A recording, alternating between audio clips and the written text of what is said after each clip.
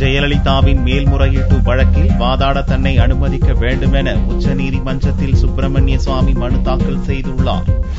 சொத்து குவிப்பு வழக்கில் 4 ஆண்டுகள் சிறை தண்டனை வழங்கப்பட்டதை எதிர்த்து ஜெயலலிதா, சசிகலா, சுதாகரன், இளவரசி ஆகியோர் தொடர்ந்த மேல்முறையீட்டு மனுக்கள் மீதான விசாரணை கர்நாடக உயர்நீதிமன்றத்தில் திங்களன்று துவங்கியது.